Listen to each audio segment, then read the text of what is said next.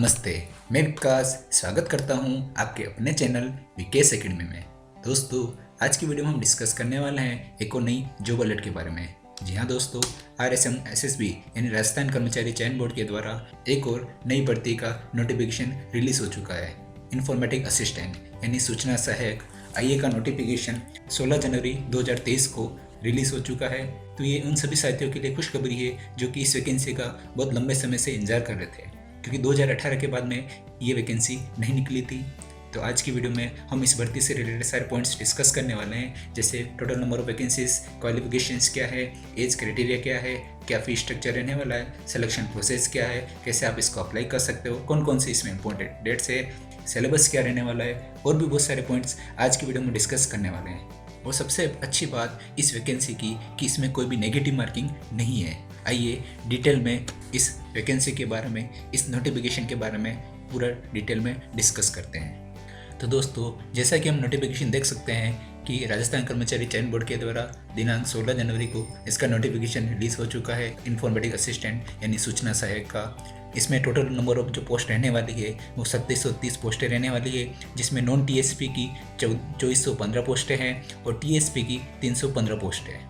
इसके अलावा अगर आप इसके लिए अप्लाई करना चाहते हो तो RSM SSB की वेबसाइट पर जाकर अप्लाई कर सकते हो, या डायरेक्टली SSO ID पर जाकर भी ऑनलाइन अप्लाई कर सकते हो। इसके अगर फ़ी स्ट्रक्चर की बात करें तो जनरल के लिए इसकी फ़ीस 450 रुपये रखी गई है, OBC के लिए 350 रुपये है, ST SC के लिए 250 रुपये की फ़ीस है। इसके अगर वेतनमान यानी पे स्केल की बात करें, इसका वेतनमान लेवल 8 यानी 2800 पे ग्रेड रखा गया है। अब सबसे जो इम्पोर्टेंट पॉइंट है, सबसे जो कन्फ्यूजिंग पॉइंट है, वो है पात्रता एवं शैक्षणिक योग्यता यानी एजुकेशन क्वालिफिकेशन के बारे में। कौन कौन इसके लिए अप्लाई कर सकता है, कौन कौन इसके लिए अप्लाई नहीं कर सकता है, वो पॉइंट हम डिस्कस करते हैं। फर्स्ट पॉइंट हो जाएगा, किसी यूनिवर्सिटी से कंप्यूटर साइंस के अंदर, इंफॉर्मेशन टेक्नोलॉजी के अंदर, IT के अंदर या इलेक्ट्रॉनिक्स के अंदर आपने डिग्री कर रखी हो, BTech कर रखी हो, CS ब्रांच के अंदर या IT ब्रांच के अंदर, तो आप इसके लिए अप्लाई कर सकते हो। इलेक्ट्रॉनिक्स ब्रांच वाले भी इसके अंदर अलाउ है। तो आपकी ब्रांच चाहे कुछ भी हो, उसमें अगर CS, IT या इलेक्ट्रॉनिक्स वर्ड आ रहा है तो आप इसके लिए एलिजिबल हो। सेकंड पॉइंट हो जाएगा, सरकार द्वारा मान्यता प्राप्त किसी पॉलिटेक्निक संस्था से कंप्यूटर एप्लीकेशन में पोस्ट पॉलिटेक्निक डिप्लोमा होना चाहिए, या कंप्यूटर साइंस के अंदर कंप्यूटर एप्लीकेशन के अंदर आपका 3 साल का डिप्लोमा होना चाहिए। नेक्स्ट पॉइंट हो जाएगा इसके अंदर, ग्रेजुएशन के साथ में अगर आपने कंप्यूटर साइंस के अंदर, कंप्यूटर एप्लीकेशन के अंदर या इंफॉर्मेशन टेक्नोलॉजी यानी सूचना प्रौद्योगिकी के अंदर अगर डिप्लोमा कर रखा है या उसके समतुल्य कोई कोर्स कर रखा है तो आप इसके लिए एलिजिबल हो। नेक्स्ट हो जाएगा कि अगर आपने ग्रेजुएशन के साथ में या आपने O लेवल का कोर्स कर रखा है तो आप इसके लिए अप्लाई कर सकते हो, या फिर आपने कोई ग्रेजुएशन कर रखी है और उसके साथ साथ कोपा में या DPCS में ITI कर रखी है तो भी आप इसके लिए अप्लाई कर सकते हो। अगर मोटे तौर पर देखा जाए तो अगर आपने BSc इन कंप्यूटर साइंस कर रखा है, BSc इन इंफॉर्मेशन टेक्नोलॉजी कर रखा है, या फिर आपने BE कर रखा है या BTech कर रखा है, चाहे वो CS ब्रांच हो, IT ब्रांच हो या EC ब्रांच हो, और SC ब्रांच जिसके अंदर इलेक्ट्रॉनिक्स टर्म आ रही है, तो आप इसके लिए अप्लाई कर सकते हो। अगर आपके पास में 3 साल का डिप्लोमा है IT के अंदर, CS के अंदर, EC के अंदर, तो आप इसके लिए अप्लाई कर सकते हो। अगर आपने BCA, MCA, PGDCA कर रखा है तो भी आप इसके लिए अप्लाई कर सकते हो। अगर आपने ग्रेजुएशन कर रखी है, इसके साथ साथ आपने अगर कोपा का कोर्स कर रखा है तो आप इसके लिए अप्लाई कर सकते हो। ये इसका एजुकेशन क्वालिफिकेशन हो जाएगा। उसके बाद में हिंदी और इंग्लिश दोनों में आपकी 20 शब्द प्रति मिनट टंकन की स्पीड होनी चाहिए, यानी हिंदी और इंग्लिश दोनों में 20 वर्ड पर मिनट की आपकी स्पीड होनी चाहिए, जो कि आपका टाइपिंग टेस्ट के अंदर होगा। ये सिर्फ क्वालिफाइंग होगा। जो विद्यार्थी फाइनल ईयर के अंदर है वो भी इसके लिए अप्लाई कर सकते हैं, लेकिन उनको टाइपिंग में उपस्थित होने से पहले ग्रेजुएशन कंप्लीट करनी होगी। हम सिर्फ इम्पोर्टेंट जो पॉइंट्स है वही डिस्कस कर रहे हैं।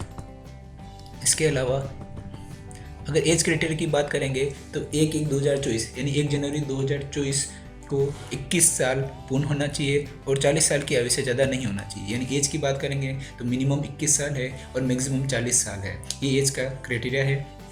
लेकिन एक इम्पोर्टेंट पॉइंट भी दे रखा है, एक स्पष्टीकरण भी दे रखा है, क्योंकि सूचना सहायक भर्ती का आयोजन विगत 3 वर्ष में नहीं हो पाया। इस कारण अधिकतम आयु में 3 वर्ष की और छूट दी जाएगी। यानी हम बात करेंगे 21 साल तो मिनिमम हो जाएगा, लेकिन मैक्सिमम की बात करेंगे तो 40 साल नहीं होके 3 साल बढ़ जाएगा, यानी 43 साल तक इसमें एज का मैक्सिमम क्राइटेरिया हो जाएगा।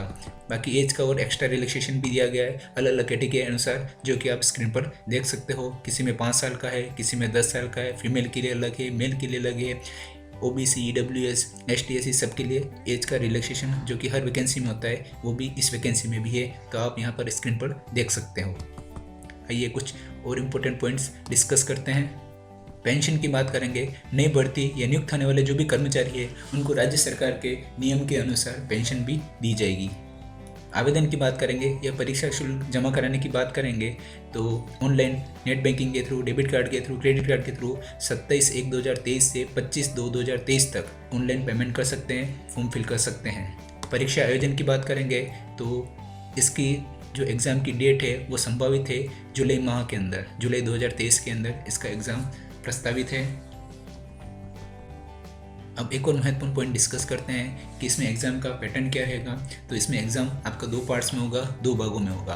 फर्स्ट भाग आपका रिटन एग्जाम यानी लिखित परीक्षा होगी जो कि 100 मार्क्स का होगा, 3 घंटे का एग्ज़ाम होगा। इसमें मेनली आपका योग्यता परीक्षण, सूचना प्रौद्योगिकी के संबंधित कुछ बेसिक इन्फॉर्मेशन और कंप्यूटर के मूल सिद्धांतों के बारे में पूछा जाएगा।